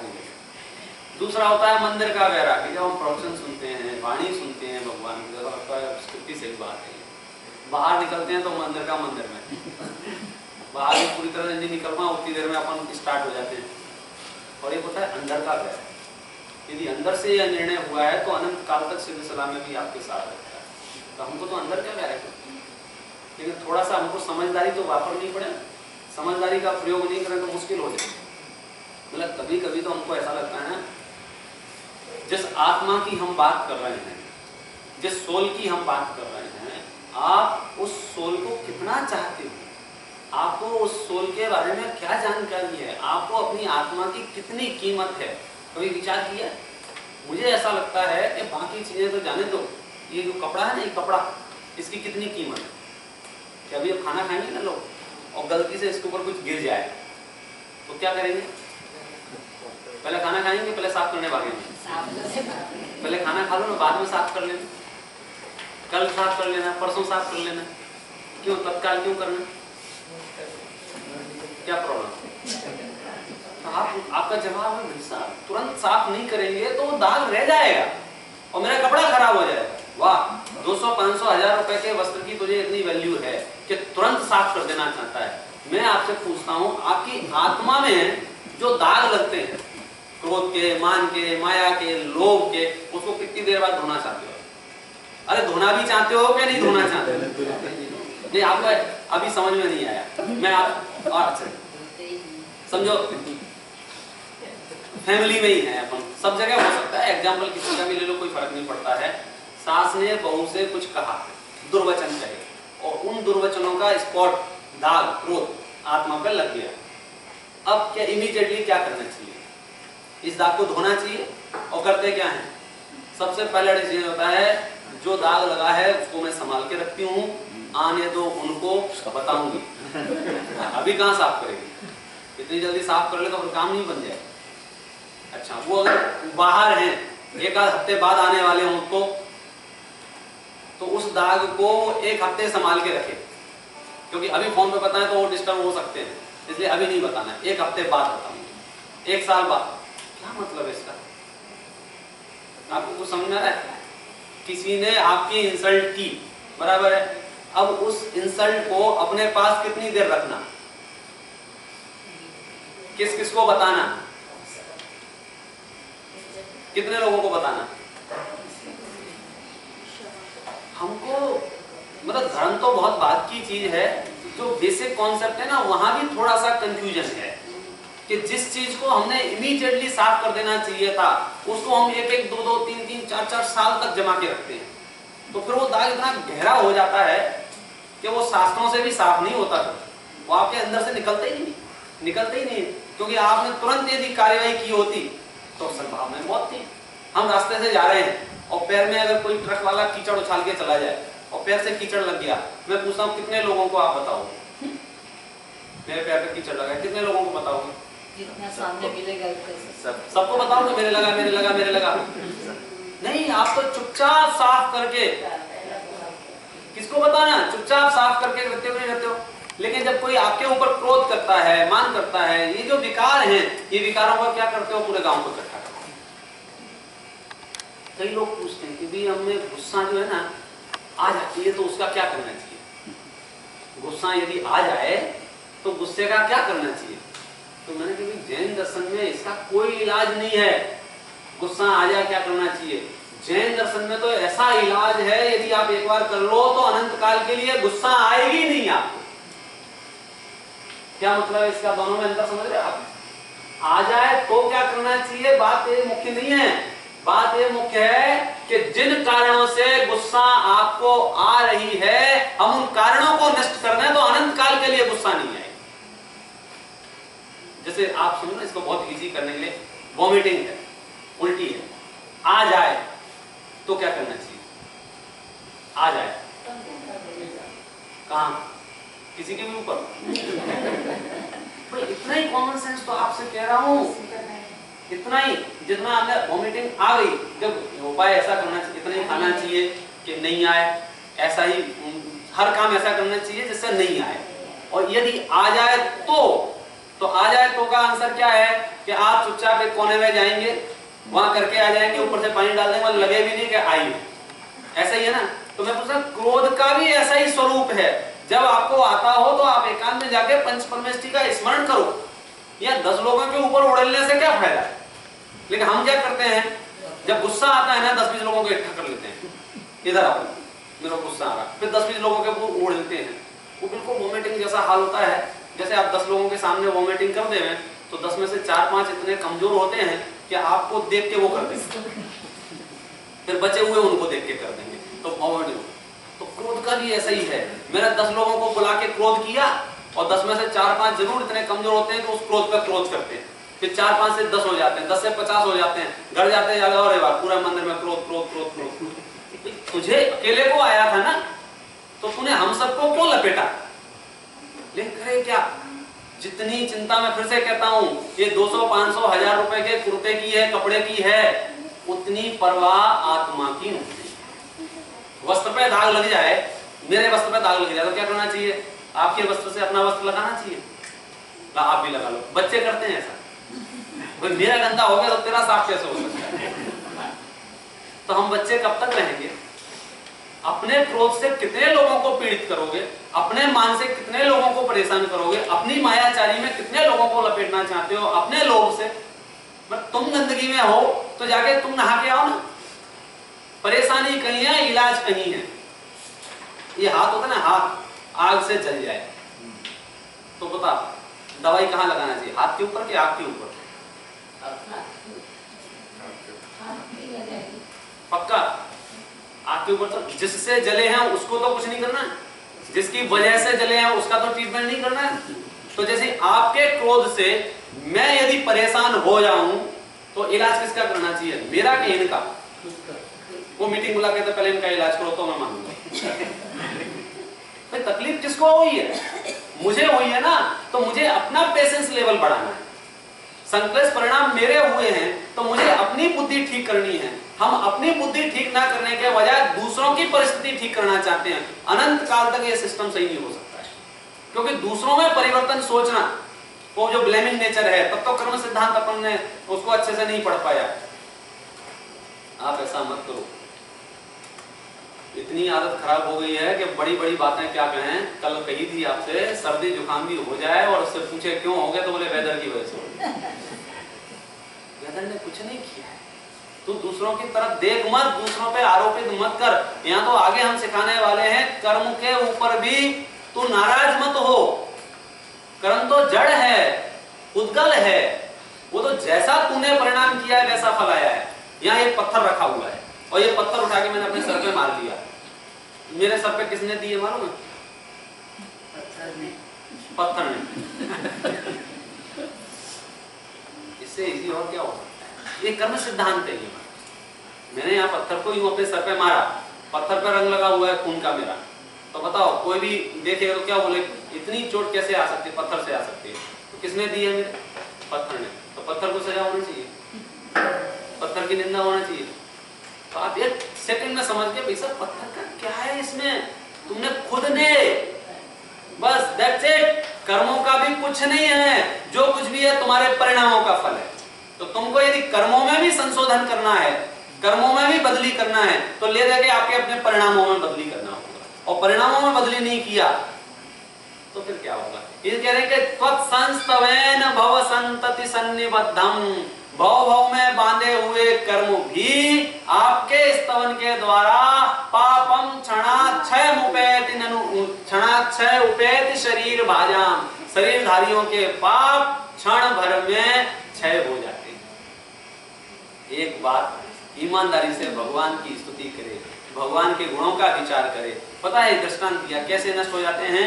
आक्रांत लोक मलनीलमशेषमासु, जैसे संपूर्ण विश्व में अंधकार फैला हो, घनघोर अंधकार। कैसा अंधकार? अली नील, अली माने भौरे जैसा, अली माने भौरा, भौरा जैसे ब्लैक एकदम ऐसा टिप काला अंधेरा छाया हो। कहते हैं सूर्यांशु, क्या? सूर्यांशु, सूर्य नहीं, सूर्यांशु माने सूर्य की एक किरण भिन्नमेव शार्वरम अंधकारम, उस रात्रि के अंधकार को छिन्न भिन्न कर देती है। ऐसे आप पूरे नहीं, आपका स्तोत्र मात्र ही हमारे सब पापों को क्षय कर देता है। ऐसा इसमें एक एक श्लोक कमाल है।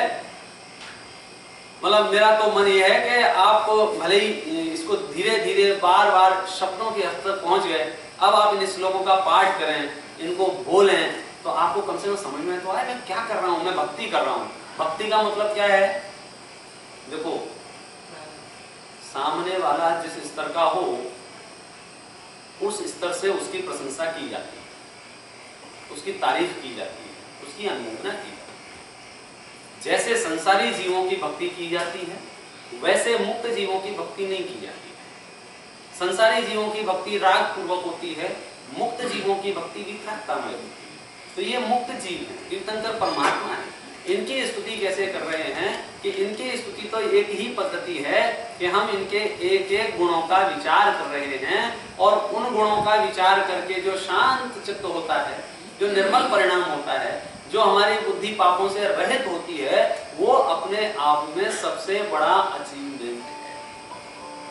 हम जो बाहर की ओर झांकते हैं, संयोगों की तरफ देखते हैं, तो अनंत आकुलता होती है। जब हम इंटरनल अपने अंदर जाते हैं और मैं अपने मोह को नाश कर लूं और उससे जो सुख मिलेगा वैसा सुख आपको कहीं नहीं मिल सकता। वैसा बाहर में है कहां, परिस्थितियों में है कहां?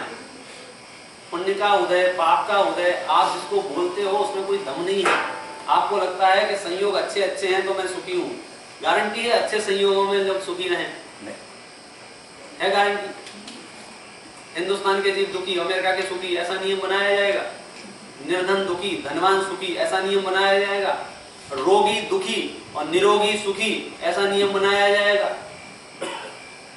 एक एक सेंटेंस में आप विचार करके बोलना, नहीं तो आप फंस जाओगे बाद में। ऐसा है नहीं। बालक सुखी और युवा दुखी, युवा सुखी, बूढ़ा दुखी। भाई जितने भी आप सुख दुख की कल्पनाएं कर रखी हैं आपने, वो सब बाहर से कर रखी हैं और कल अपन उस पर चौकड़ी मार चुके हैं। वो लिस्ट आपने बनाई कि नहीं बनाई मुझे नहीं मालूम। कौन सी? काल्पनिक दुखों की।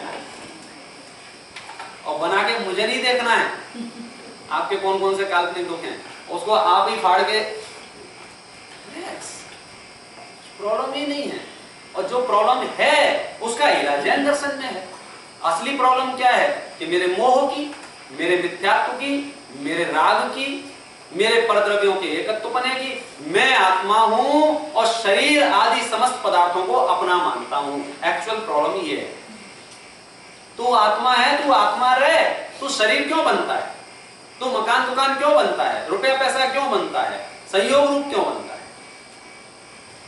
हमको ये सरल बात लगती है। अपने भगवान कैसे बोले? वीतरागी। वीतरागी है ना अपने भगवान। वीतरागी का मतलब अर्थ क्या होता है?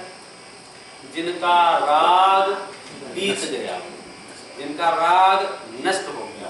राग माने अटैचमेंट, राग माने दो द्रव्यों के बीच में अटैचमेंट। उनको किसी से राग नहीं, राग नहीं है इसलिए दुख नहीं है। और राग की खासियत आपको मालूम है कि हमको जब लगता है ना कि भाई द्वेष नहीं करना चाहिए, लेकिन राग तो करना चाहिए। वैसा द्वेष कम खतरनाक है, राग ज्यादा खतरनाक है। उसका रीजन ये है कि जब आप किसी से राग करते हैं तो ये अकेला नहीं होता है। ऐसा हो सकता है कि अकेला राग हो? अकेले से नहीं होता है। ऐसा हो सकता है मैं सिर्फ इनसे मित्रता करूं? इम्पॉसिबल है। राग का नेचर है ऐसा। कैसा? मैं यदि किसी एक से राग करता हूं तो उसी क्षण अनेकों से राग द्वेष हो जाता है। कैसे? ऐसा कैसे संभव है? प्रैक्टिकल देखो ना कैसे संभव है। मैं किसी से भी यहाँ आके ह्यूस्टन में मैं समझो इनसे मित्रता की तो मेरे कितने दोस्त हो जाएंगे? उसके सभी दोस्त हो सकते। मैं तो इससे दोस्ती की थी, एक से दोस्ती समझो, मैंने इनसे मित्रता की और इनके 10 फ्रेंड और हैं, वो ऑटोमेटिकली मेरी फ्रेंड लिस्ट में आ जाएंगे कि नहीं आ जाए? उन सबसे मुझे राग होगा कि नहीं होगा? तो एक से दोस्ती की तो 11 हो गए ना दोस्त मेरे। कि अकेले दोस्त 11 नहीं हुए हैं, 4-5 इनके दुश्मन भी है यहाँ। ऐसा होता ही नहीं है। तो वो भी मेरे दुश्मन हो गए कि नहीं हो गए? मैं उनसे जाके बात करूं, जाके बोला उससे बात नहीं करना। क्या मतलब है इसका? कि एक से मिलने पर अनेक से राग द्वेष हुए कि नहीं हुए? दूसरी प्रॉब्लम ये है कि ये राग जब होता है अकेला नहीं होता है। आप किसी भी चीज से, आपको जैसे क्रोध नहीं आता हो, मान नहीं आता हो, मायाचारी नहीं आता हो, तो उसका शॉर्टकट है आप किसी भी चीज को अपना बोल दो ये मेरा है, उससे अटैचमेंट कर लो, राग कर लो, आपको क्रोध मान माया लोग सब आने लगते हैं। इसलिए तो वीतरागी है वो। कल तक जो बिल्डिंग वहीं खड़ी थी एक जमाने भर से, उसको देखकर मुझे क्रोध मान माया लोभ हास्य रति अरति शोक भय जुगुप्सा स्त्रीवेद पुरुषवेद नपुंसकवेद कुछ नहीं होता था। और कल मैंने शाम को जाके उसकी डील की और उसे रजिस्ट्री कराई, और जिस क्षण रजिस्ट्री हुई उसके 1 सेकंड बाद क्या होगा? अब क्रोध भी होगा, मान भी होगा, माया सब होंगे। तो ये सब किसने करा है? क्रोध होगा कि नहीं होगा? उसकी वजह से कोई उसके घर के सामने कचरा डाल के जाए तो गुस्सा आएगा कि नहीं आएगा? क्रोध हो गया। 2 दिन पहले कचरा डाल के जाता था तो नो प्रॉब्लम, क्यों? मेरी नहीं। और आज कचरा डाल के जाता है तो प्रॉब्लम, क्यों? मेरी है। तो एक्चुअल प्रॉब्लम क्या है? बिल्डिंग नहीं है एक्चुअल प्रॉब्लम, राग। अकेला क्रोध होगा ऐसा नहीं है। वो लोग जिसकी तारीफ करें बहुत बढ़िया, मान भी होगा, फिर उसको निकालना होगा तो मायाचारी भी करेगा, इतने में नहीं, इतने में सोच का इतना ऑफर आया, लोभ हो जाएगा। इतने प्राइम लोकेशन पे मैं नहीं निकालूंगा, मैं नहीं निकालूंगा, मैं तो यहाँ मर जाऊंगा। हास्य होगी, रति होगी, अरति होगी, गलती से वो बिल्डिंग टूट जाए तो शोक होगा, मेरा तो अतिक्रमण में चला गया। एक दिन पहले अगर वो टूटती तो इसको शोक होता है कि नहीं होता? अब उसको शोक भी हो रहा है। ऐसी कौन सी कषाय है, ऐसा कौन सा विकार है जो अब नहीं होगा? किस वजह से? राग की वजह से। इसलिए जैनिज्म ने सीधा जो टारगेट है उसका सीधा गोल है कि इस राग को खत्म करो। और राग खत्म हो गया और वीतरागता की उत्पत्ति हो गई, अब दुनिया की कोई ताकत आपको दुखी नहीं कर सकती। बहन मैं बोलूं आपका घर जल गया तो आप बोलना मेरा घर है नहीं, घर तो पुद्गल का है, इस पर रसगंध वर्ण का है। क्या करें? ये तो प्रैक्टिस से, अभ्यास से जब सत्यवाद बार बार सुनते हैं तो ज्ञानियों की ऐसी परिणति होती है। चक्रवर्ती का पूरा वैभव भी नष्ट हो जाए तो उसको आकुलता नहीं होती, और हमारे 1-5 रुपए भी गिर जाए तो अरे मर गए, अरे मर गए। इतनी हैबिट खराब कर रखी है कि 5 रुपए का पेन भी खोया ना, अरे मर गए। पेन खोया, तुम क्यों मरते हो? अरे मर गए, अरे मर गए, अरे मर गए। भाव मरण जिसको बोलते हैं, पल पल, क्योंकि वस्तु के नष्ट होने पर अपना नाश मानते हो। आप समस्त पर पदार्थों से अटैचमेंट तोड़ दो। पहले श्रद्धा पे टूटता है, ज्ञान में टूटता है, फिर चारित्र में टूटता है, फिर वो यतिपना आता है, फिर वो मुनिपना आता है। लेकिन श्रद्धा में नहीं टूटेगा तो फिर आगे गाड़ी नहीं बढ़ेगी। घर में रहते हुए भी आप घर से विरक्त रहते हो, रह सकते हो। कब? जब हमको ये पता हो मत इसका तत्संस्तवेन भव संतति सन्निबद्धम। हे भगवान, आपका स्तवन समस्त पापों का नाश करने वाला है, और इस तरह से ये स्तवन अपने प्रारंभ किया है। विशेष चर्चा पर इस विषय में से किसी को कुछ बात करनी हो कर सकते हो, बाद में भी कर सकते हो। तो आपने जो बताया जी, वाली यात्रा करने से दोष लगता है? नहीं, दोष लगता है ऐसा नहीं। जो स्टोरी हो, जैसे समझो किसी स्टोरी में 20 पार्ट है और 20 के 2-3 पार्ट हम नहीं दिखाएं आपको, तो आपको स्टोरी थोड़ी सी कम पता रहेगा ना, उतना सा पार्ट। सैद्धांतिक मतभेद नहीं है उससे, मैंने बहुत स्टडी किया उस पर। कभी कभी तो ऐसे पॉइंट होते हैं कि नहीं, वो ये श्वेतांबर मानती नहीं है, ये दिगंबर मानती ही नहीं है। कोई कोई इशू ऐसे होते हैं, जैसे भगवान महावीर की शादी से रिलेटेड है, दिगंबर संप्रदाय में भगवान महावीर की शादी नहीं हुई है, स्टोरी है। श्वेतांबर संप्रदाय में भगवान महावीर की शादी हुई है, तो वो तो मान्यता का भेद हो गया, चलो इनकी पुस्तकों में ऐसा ऐसा है। लेकिन भक्तांबर के साथ जो 4 छंद नहीं लिए हैं, तो मैंने खोजा कौन से 4 छंद हैं, तो बोले 4 प्रात्याहार छूटे हैं। प्रात्याहार तो हम मानते हैं, श्वेतांबर लोग भी प्रात्याहार मानते हैं, तो उनको पढ़ लेने से कोई नुकसान नहीं, और नहीं पढ़ेंगे तो क्या होगा, तो वो 4 छूट जाएंगे। मगर दोष नहीं लगता। दोष तो कैसे लगे?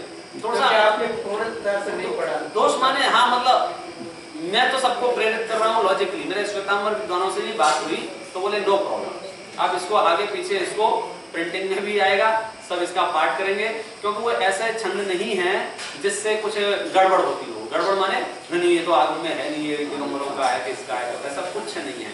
वो 4 छंद प्रात्याहार्य के हैं, प्रात्याहार्य सब लोग मानते हैं, चारों समुदाय वाले मानते हैं, इसलिए उनको पढ़े तो और अच्छा है। मैं उल्टा नहीं बोलता हूँ ये दोष है, मैं तो कहता हूँ 44 से 48 पढ़े तो और धीरे धीरे हैबिट में आएगा और अपना पढ़ेंगे। आप भी अपने डिस्कशन कर सकते हैं, किसी से भी कुछ क्रॉस क्वेश्चन हो तो आप बात कर सकते हैं कि भाई ऐसा है कि ऐसा है कि, वो तो अपन मीनिंग पर। एक्चुअली क्या है, लैंग्वेज चेंज होने से प्रॉब्लम हुई। जिसने पढ़ा, जिसने सुना, जिसने समझा, इसके प्रभाव को तो बहुत लोग इसके प्रभाव को जानते हैं, इसका प्रयोग मंत्रों के रूप में करते हैं, लेकिन मीनिंग से वंचित है। मीनिंग से आप इंट्रोडक्शन एक बार हो जाए तो आपको क्लियर हो जाता है कहाँ ये स्टोरी चल रही है, ऐसा ऐसा होना चाहिए। जा वाणी के ज्ञान से